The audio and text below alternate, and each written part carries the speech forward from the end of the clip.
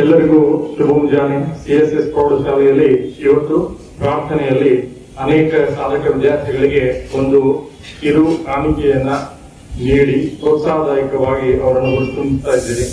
ಇವತ್ತಿನ ಈ ಚಿಕ್ಕ ಕಾರ್ಯಕ್ರಮದಲ್ಲಿ ಯಾವೆಲ್ಲ ವಿದ್ಯಾರ್ಥಿಗಳು ಈ ಪೆನ್ ಅಥವಾ ನೋಟ್ಬುಕ್ ಗಳನ್ನ ಪಡೆದುಕೊಂಡಿದ್ದೀರಿ, ಆ ಒಂದು ಬಹುಮಾನ ಚಿಕ್ಕದಾದರೂ ಕೂಡ ನಿಮಗೆ ಇನ್ನೂ ಹೆಚ್ಚಿನ ಸಾಧನೆ ಮಾಡಲಿಕ್ಕೆ ಪ್ರೋತ್ಸಾಹ ನೀಡುವ ನಿಟ್ಟಿನಲ್ಲಿ ಕೊಟ್ಟಾದಂಥದ್ದು.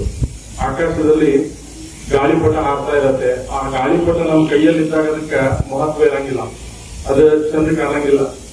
ಯಾವಾಗ ಅದನ್ನ ನಾವು ಹಾರಿ ಬಿಡ್ತೀವಿ, ಅದಕ್ಕೆ ಒಂದು ಗಾಳಿ ಸಿಕ್ಕರೆ ಸಾಕು, ಒಂದು ಮ್ಯಾಲ ಹಾರಿತು ಅಂದ್ರೆ ಕಂಟಿನ್ಯೂಸ್ ಆಗಿ ಮೇಲೆ ಹಾರ್ತಾ ಹೋಗುತ್ತೆ. ಹಾಗೆಯೇ ನಮ್ಮ ಎಲ್ಲ ಈ ಸಾಧಕ ವಿದ್ಯಾರ್ಥಿಗಳು ಏನ್ ಪೆನ್ನನ್ನ ತಗೊಂಡಿದ್ದೀವಿ, ಈ ಚಿಕ್ಕ ಬಹುಮಾನವನ್ನೇ ಪ್ರೇರಣಾದಾಯಕವಾಗಿ ಪಡೆದುಕೊಂಡು ಇನ್ನೂ ಹೆಚ್ಚಿನ ಸಾಧನೆಗೆ ನೀವೆಲ್ಲ ಮುಂದುವರಿಬೇಕಾಗಿದೆ. ಈ ಮೊದಲನೇ ಟರ್ಮ್ ನಲ್ಲಿನೇ ಒಂದು 2 ಟೆಸ್ಟ್ಗಳಲ್ಲಿ ಈ ಅವಲೋಕನೆಯನ್ನ ಮಾಡಿ ನಿಮಗೆ ಈ ಒಂದು ಪ್ರೋತ್ಸಾಹವನ್ನು ಶಾಲೆಯಲ್ಲಿ ಕೊಡ್ತಾ ಇದ್ದಾರೆ. ಯಾಕಂದ್ರೆ ಇನ್ನು ಬರುವಂತಹ ದಿನಗಳಲ್ಲಿ ಬಹಳಷ್ಟು ಪರೀಕ್ಷೆಗಳನ್ನ ಬರೆಯಲಿದ್ದೀವಿ. ಹಾಗೆಯೇ ಇಲ್ಲಿ ಮುಂದಿರುವಂತಹ ವಿದ್ಯಾರ್ಥಿಗಳಿಗೂ ಕೂಡ ಒಂದು ಅದು ಸೂಚನೆ ಏನಪ್ಪಾ ಅಂತಂದ್ರೆ, ನೀವು ಕೂಡ ಆ ಪೆನ್ನನ್ನ ಪಡೆದುಕೊಳ್ಳುವ ಪ್ರಯತ್ನವನ್ನ ಪ್ರಾರಂಭಿಸಬೇಕು ಅಂತ. ಇವತ್ತು ನಾವೆಲ್ಲ ನೋಡ್ತಾ ಇದ್ದೇವೆ ನ್ಯೂಸ್ ಪೇಪರ್ ನಲ್ಲಿ ಒಲಿಂಪಿಕ್ಸ್ ನಲ್ಲಿ ಭಾರತ 3 ಪದಕಗಳನ್ನ ಗೆದ್ದಿದೆ. ಆದ್ರೆ ಇನ್ನೂ ಹೆಚ್ಚಿನ ಪದಕಗಳಿಗಾಗಿ ಹೋರಾಟ ನಡೆಸ್ತಾ ಇದೆ. ಒಲಿಂಪಿಕ್ ಅನ್ನೋದೇ ಇಡೀ ವಿಶ್ವದಲ್ಲೇನೆ ಅತ್ಯುನ್ನತ ಒಂದು ಬಹುಮಾನದ ಹೋರಾಟ. ಅದರಲ್ಲೇನೆ ನಮ್ಮ ದೇಶದ ಜನರು ಎಷ್ಟೋ ಸಾಧನೆಗಳನ್ನು ಮಾಡ್ತಾ ಇದ್ದಾರೆ. ಈ ಒಂದು ಒಲಿಂಪಿಕ್ ಆಟ ಮುಗಿದ ಮೇಲೆ ಮುಂದಿನ ಒಲಿಂಪಿಕ್ ಆಟದವರೆಗೆ ಆಟಗಾರರು ನಿರಂತರ ಒಂದು ದಿನ ಬಿಡುತ್ತ ಅವರು ಪರಿಶ್ರಮ ಮಾಡಿದಾಗ ಆ ಮೆಡಲ್ ಹತ್ರ ಹೋಗಿ ಅವರು ಮುಟ್ಟಬಹುದು.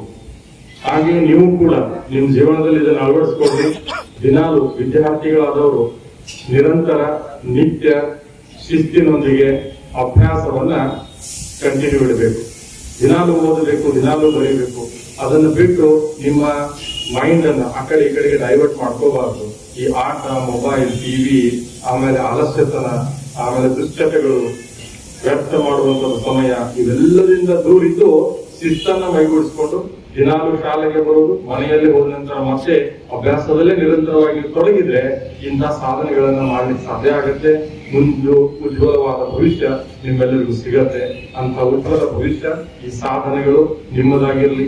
ಪ್ರತಿ ವರ್ಷ ಇಂಥವೇ ಅನೇಕ ಸಾಧನೆ ಗರಿಗಳು ನಿಮ್ಮ ಮುಡಿಗೇರಲಿ ಅಂತ ಹೇಳಿ ಆಶಿಸ್ತಾ, ಇವತ್ತು ಪ್ರಾರ್ಥನೆಯಲ್ಲಿ ನನಗೂ ಕೂಡ ಪಾಲ್ಗೊಳ್ಳಿಕ್ಕೆ, ನಿಮ್ಮೊಂದಿಗೆ ಕೆಲವು ವಿಷಯ ಹಂಚಿಕೊಳ್ಳಿಕ್ಕೆ ಅವಕಾಶ ಕೊಟ್ಟದಕ್ಕಾಗಿ ಮುಖ್ಯೋಪಾಧ್ಯಾಯರಿಗೂ ಹಾಗೂ ಎಲ್ಲ ಸಿಬ್ಬಂದಿಯವರಿಗೂ ಧನ್ಯವಾದಗಳನ್ನು ಹೇಳಿ ನನ್ನ ಮಾತುಗಳಿಗೆ ವಿರಾಮ ನೀಡ್ತೇನೆ.